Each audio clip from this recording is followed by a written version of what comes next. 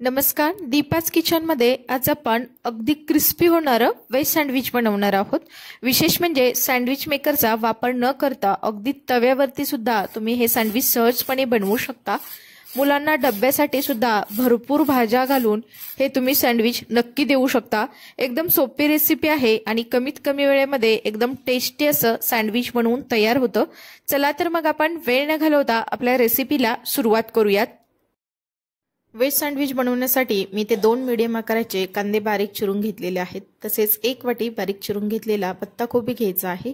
त्यानंतर इथे 1 बारीक चिरून घेतलेली शिमला मिरची सुद्धा घेतलेली आहे। तसेच इथे 1 मीडियम आकाराचा टोमॅटो मी अगदी बारीक असं चिरून घेतलेला आहे। त्यानंतर 1 गाजर मी ते सुद्धा अगदी बारीक असं चिरून घेतलेलं आहे। आता या सर्व भाज्या आपण दुसऱ्या एका भांड्यामध्ये काढून घेऊयात। तर कोबी, कांदा, त्यानंतर आपण इथे घालायचं आहे टोमॅटो, त्यानंतर शिमला मिरची आणि बारीक करून घेतलेलं गाजर। आता या सर्व भाज्या आपण एकत्रित अशा मिसळून घेऊयात। तर तुम्ही ते बघू शकता, मी त्याला चमच्याच्या साहाय्याने सर्व भाज्या एकत्रित अशा करून घेतलेल्या आहेत। तर अगदी पौष्टिक असं हे सँडविच बनलं जातं। अगदी चिमूटभरच इथे मीठ घालायचं आहे, कारण आपण यामध्ये मेयोनीज घालणार आहोत, त्यामुळे मी अगदी थोडंसंच यामध्ये मीठ घातलेलं आहे। आता थोडंसं याला मिक्स करून घेऊयात। त्यानंतर इथे साधारणतः 4 चमचे इतकं मी मेयोनीज घालणार आहे। तुमच्या आवडीनुसार तुम्ही मेयोनीज कमी अधिक करू शकता। मेयोनीज घातल्यानंतर आपण याला अगदी चमच्याच्या साहाय्याने व्यवस्थित असं मिक्स करून घ्यायचं आहे। तुम्ही ते बघू शकता, मी त्याला चमच्याने व्यवस्थित असं हलवून घेतलेलं आहे आणि आता आपलं वेज सँडविचचं स्टफिंग इथे बनवून तयार आहे। हे सँडविच अगदी पौष्टिक असं बनलं जातं। मुलं जर भाज्या खात नसतील तर अशा भरपूर साऱ्या भाज्या घालून तुम्ही हे वेज सँडविच बनवू शकता। आता आपण सँडविचसाठी लागणारी ग्रीन चटणी बनवूयात। त्यासाठी मी ते 1 वाटी बारीक चिरून आणि स्वच्छ अशी धुतलेली कोथिंबीर घेतलेली आहे। तर कोथिंबीरऐवजी तुम्ही ते पुदिनाचाच वापर सुद्धा करू शकता, ती सुद्धा चटणी अगदी छान लागते। त्यानंतर 10 ते 12 मी ते लसूण पाकळ्या घेतलेल्या आहेत आणि अर्धा इंच आल्याचा तुकडा घ्यायचा आहे। त्यानंतर इथे 2 हिरव्या मिरच्या मी घातलेल्या आहेत। तुम्हाला जास्त जर तिखट करायचं असेल तर तुम्ही मिरची कमी अधिक करू शकता। त्यानंतर इथे 2 चमचे मी बारीक शेव घातलेली आहे आणि चवीनुसार आपण यामध्ये मीठ घालायचं आहे। सुरुवातीला आपण यामध्ये पाणी न घालता मिक्सरला थोडंसं बारीक करून घेऊयात। तुम्ही ते बघू शकता, थोडंसं बारीक झालेलं आहे। आता आपण यामध्ये अगदी थोडंसंच पाणी घालायचं आहे आणि परत एकदा याला मिक्सरला फिरवून घ्यायचं आहे। तर तुम्ही ते बघू शकता, अगदी फाईन अशी याची पेस्ट बनवून तयार आहे आणि आपली मस्त अशी इथे ग्रीन चटणी बनवून झालेली आहे। आता आपण दुसऱ्या एका बाउलमध्ये काढून घेऊयात। आता आपण वेज सँडविच बनवूयात। त्यासाठी मी इथे ब्राऊन ब्रेड घेतलेले आहेत।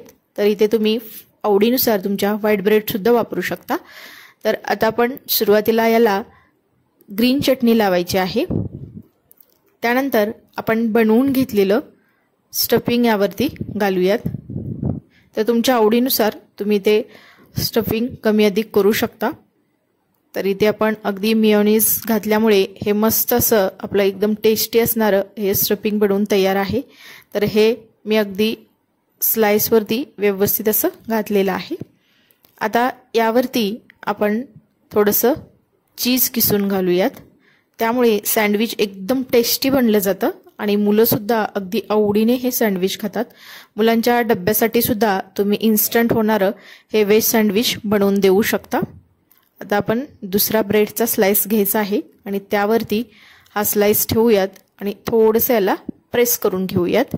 तर हे सँडविच आपण आज सँडविच मेकरमध्ये न बनवता अगदी तव्यावरतीच हे सँडविच आपण थोडंसं भाजून घ्यायचं आहे। तर इकडे मी पॅन गरम करायला ठेवलेला आहे। पॅन हलकासा गरम झालेला आहे, त्यावरती आपण थोडंसं असं तूप लावून घ्यायचं आहे आणि आता आपण हे बनवून घेतलेलं हे सँडविच ठेवूयात आणि अगदी बारीक गॅसवरती ला दोन्ही बाजूने व्यवस्थित असं भाजून घ्यायचं आहे। तर इथे मी वरच्या बाजूला सुद्धा थोडंसं तूप लावलेलं आहे आणि आता आपण दोन्ही बाजूने अगदी क्रिस्पी होईपर्यंत हे सँडविच भाजून घेणार आहोत। तुम्ही हे सँडविच अगदी सँडविच मेकरमध्ये सुद्धा बनवू शकता, पर जर तुमच्याकडे सँडविच मेकर नसेल तर कोणत्याही तव्यावरती सुद्धा हे सँडविच अगदी सहजपणे बनलं जातं। तर इथे तुम्ही ऐकू शकता, अगदी त्याला क्रिस्पीपणा आलेला आहे आता आपण दोन्ही बाजू अशाच प्रकारे व्यवस्थित अशा भाजून घ्यायच्या आहेत। तर इथे आपलं सँडविच दोन्ही बाजूने व्यवस्थित असं भाजलं गेलेलं आहे, त्याला मस्त असा क्रिस्पीपणा आलेला आहे आणि अगदी कमी वेळेमध्ये हे सँडविच तुम्ही बनवू शकता। आता दोन्ही बाजूने भाजून घेतलेलं सँडविच आपण दुसऱ्या डिशमध्ये काढून घेऊयात आणि अगदी याच पद्धतीने आपण बाकीचे सुद्धा राहिलेले सँडविचेस करून घेऊयात। त्यासाठी आपला पॅन ऑलरेडी गरम आहे, त्यावरती थोडंसं आपण तूप लावून घ्यायचं आहे आणि यावरती आपण बनवून घेतलेलं हे सँडविच ठेवायचं आहे आणि अगदी पहिल्याप्रमाणेच हे सुद्धा सँडविच दोन्ही बाजूनी अगदी क्रिस्पीपणा येईपर्यंत ते भाजून घ्यायचं आहे। महत्त्वाची टीप म्हणजे जर तुम्हाला सँडविच अगदी क्रिस्पी पाहिजे असेल तर तुम्ही अगदी बारीक गॅसवरती हे सँडविच भाजायचं आहे। जर तुम्ही गॅसची फ्लेम मोठी केली तर सँडविच अगदी करपलं जातं आणि तितका त्याला क्रिस्पीपणा येत नाही। तर इथे तुम्ही बघू शकता हे सुद्धा सँडविच आपण अगदी दोन्ही बाजूने व्यवस्थित असं भाजून घेतलेलं आहे आणि त्याला मस्त असा क्रिस्पीपणा आलेला आहे। आता हे सँडविच आपण काढून घेऊयात। आता अशा प्रकारे आपले सर्व सँडविचेस बनवून झालेले आहेत।